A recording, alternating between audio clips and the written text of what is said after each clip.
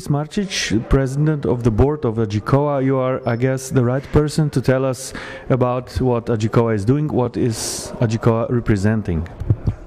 Thank you very much. It's a pleasure to be here. Agicoa represents producers from around the world in their management of retransmission rights, usually from cable. We have over 1 million works registered at Agicoa that we are authorized to represent and to collect on. And we have a little over 17,000 producers or owners of rights, producers' rights who have registered with Agicoa. So it's a big international organization. It either licenses or works with entities that license cable platforms, sometimes satellite retransmission platforms, in a large number of countries in Europe. And we distribute to producers every year. In recent years, close to 130 million euros a year are actually distributed to producers. So we are in that business. We have a 30-plus year tradition of doing this. And we very much regret some of the false information that has been circulated in the last couple of days in Slovenia, and it's my good luck to be here for another meeting to be able to correct the record.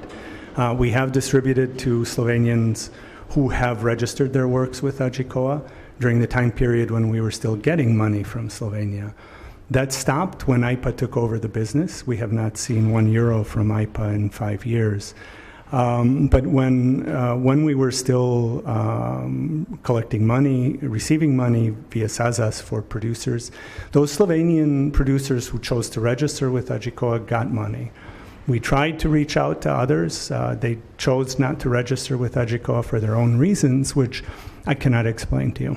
But we do the business for many, many other producers from around Europe. Is it possible to hear your opinion about situation in Slovenia, about talking in media about Agicoa and so? Honestly, I don't understand why that would be going on. I assume IPA has its own problems that it's dealing with, and that it is raising these issues to distract attention. IPA did not begin as an entity that represents audiovisual works. They're a music society.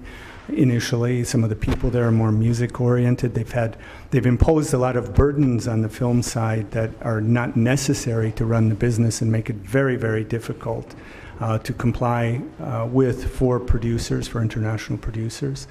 And I can only surmise that it's their own internal difficulties that are causing them to spread falsehoods. About Agicoa, about how much we receive from Slovenia. Somebody said they quoted a number of 20 million.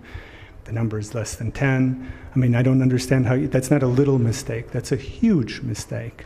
Why they're doing it, you probably know a lot better than I do. I just walked in here and was completely surprised by this yesterday. So that's all I can say. They didn't call me. They didn't ask me. They didn't suggest that I could or should deal with these issues here this week.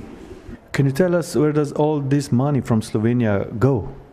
So what happens is that when money comes in from Slovenia for the year 2007, what Agicoa does is it looks at what was broadcast on the main channels in Slovenia in 2007 and then tries to match what was broadcast with the repertoire, with the list of works that people have registered in Slovenia. So if a Slovenian producer registered his or her works and they show up as being broadcast, then Agicoa looks at it and says, 27-minute broadcast by this producer's film.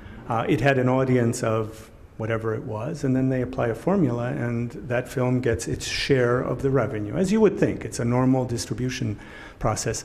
Money that is not claimed after 5 years. So if there are no registrations, the rights holders choose not to claim the money for whatever reason, it's put back into distribution to everybody. So, if the money was set aside and the work was never claimed, then after 5 years it goes into the general distribution again. Mr. Chris MARCICH, president of the board of Agicoa, thank you very much. and see you soon, I guess, in better circumstances. Indeed. Well, thank you very much for giving me a chance to explain what we do and to correct some of the falsehoods that were spread. And I look forward to returning here and to really working with our colleagues who are producers to make sure that the revenue continues to come in and go out to the producers. So thank you very much.